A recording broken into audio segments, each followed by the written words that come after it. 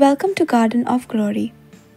In Titus chapter 3, verse 1 to 15, Paul encourages believers to live peacefully, do good works, and support faithful leaders. He reminds us that God's kindness and mercy transform our lives and guide our conduct.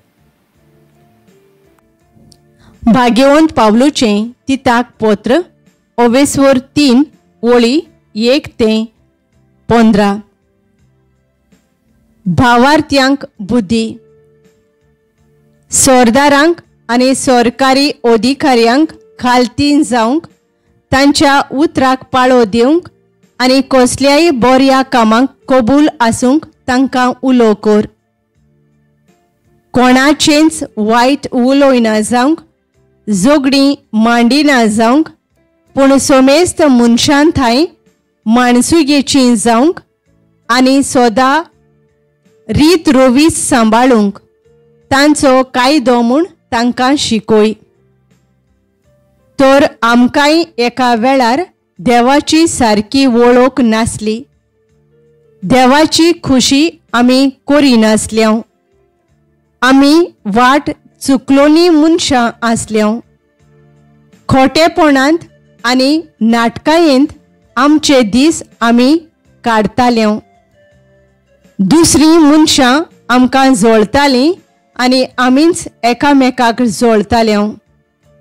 पूण उदेलें आमकां भोलेपण देवा आमच्या सोडवणाराचें उदेलो ताचो व्हड माये मोग मनशांथाय. तेन्ना आमी प्रमाणीकपणान बऱ्यो कोण्यो केल्ल्यो म्हूण न्हय, पूण आपलेच काकलुतीन ताणें आमकां सोडवण दिली.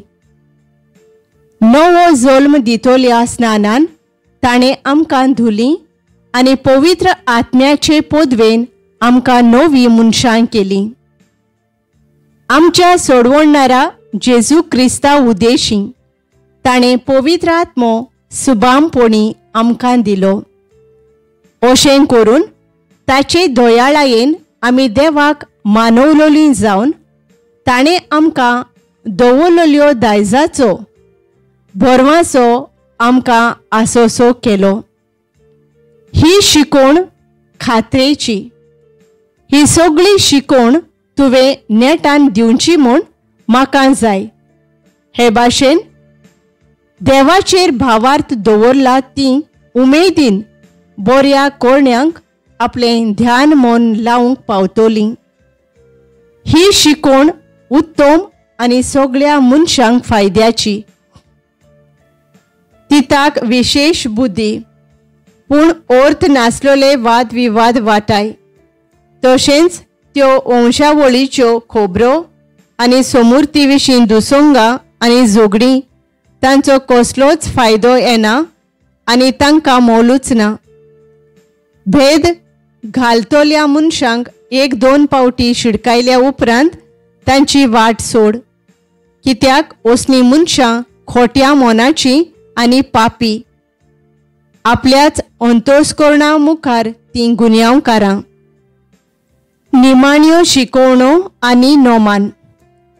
आर्तेमासाक आनी तिकिकुसाक हांवें तुजेशी धाडिना फुडें तूं ओगोत मोडिनासतना निकोपोलिसाक म्हजेशी ये.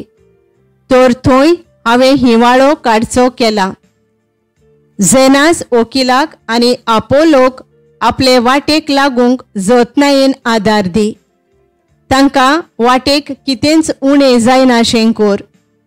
आपल्या जिवाच्या गरजांक उपकारता तसलो बरो वावर धंदो करूंक आमच्या सगळ्या लोकांन शिकचें. कोणेंच बेकार रावचें न्हय.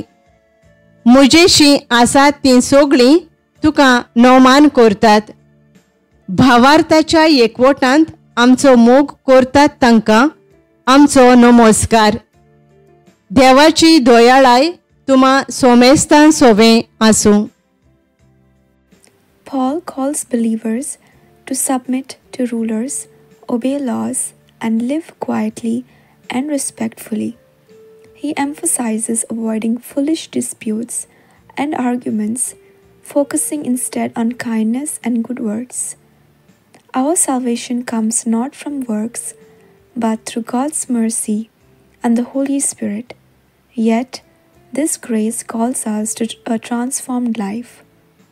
Believers are urged to help and support faithful workers, to show generosity, and to maintain unity in the church. This chapter reminds us that faith is lived out through love, humility, and practical deeds that honor God. Let us pray.